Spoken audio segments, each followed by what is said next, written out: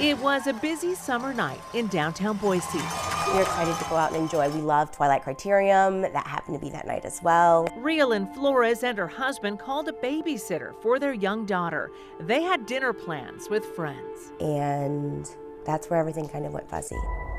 Don't remember anything else past that. It was my brother's birthday, and so a group of us, we had ridden our bikes downtown. Grace Ruth was with Raylan that night. They were crossing 11th and Main Street with several other people in the crosswalk.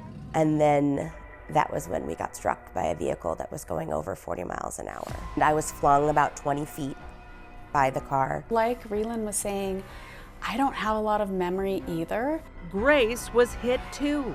I was. She was lodged in the windshield. The drunk driver kept on going. I was dislodged from the car, I think about 2 blocks down. Both women rushed to St. Alphonsus. Both legs were broken in different places.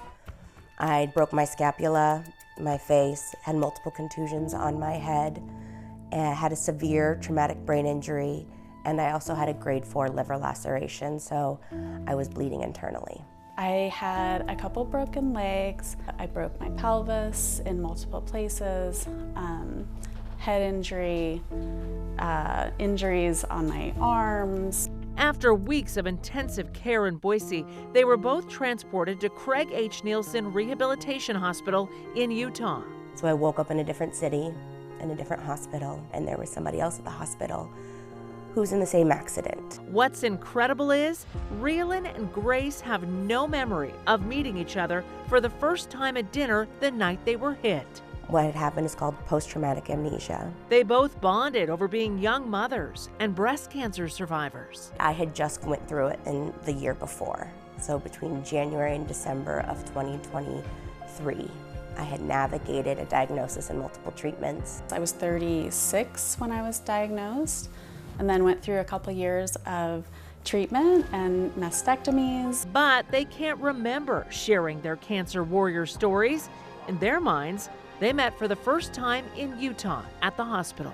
It was special to have somebody there for sure. Yeah, it was. It was. So we would see each other passing between, and then sometimes we would have lunch together. We got to know each other as we were slowly coming out of sort of that gray cognitive fog. After weeks of intensive therapy in Utah, I worked really hard in occupational therapy, speech therapy, physical therapy, so that I could get home in time to watch my daughter go to school for the first time. They both came home to Boise in August. And I came home in a wheelchair. Worked my way to a walker, to a one-arm crutch, and then eventually being able to walk unassisted. It took time. Grace also struggled to recover at home. So I was in a wheelchair for about 3 months. She endured several surgeries to walk again. But now I'm back, I'm at the gym. A year later, both of them are feeling stronger, and they're ready to talk about what happened. Okay, we're all at a point that we're getting to that next chapter. That includes talking about the drunk driver who hit them that night, Jacob Miller. But it's also a story that exists around Mr. Miller and his history with violence and the choices he made that evening that will have forever impacted us and our families. He pleaded guilty to the charges against him in the case, and his sentencing is in July. We're gonna work on the things that we can control. And so creating these victim impact statements and being in front of people at the hearing, I mean, those are the things that we can control. And then his sentence is something that I don't think I can control. There is one thing they are absolutely sure of. They wouldn't be here without their heroes. There were so many heroes that night. To have 5-6 minutes of CPR before the ambulance came, that was just so lucky, and I'm so, so thankful to those people. There were paramedics and doctors and nurses and surgeons. There were just so many people who contributed that night. Some of those heroes were honored by Boise police, bystanders who helped save their lives, and people who chased down the driver. They held a ceremony at City Hall West to celebrate and thank both the first responders and the individuals who came to our aid, as well as the young men who followed and made sure that Jacob Miller had gotten apprehended.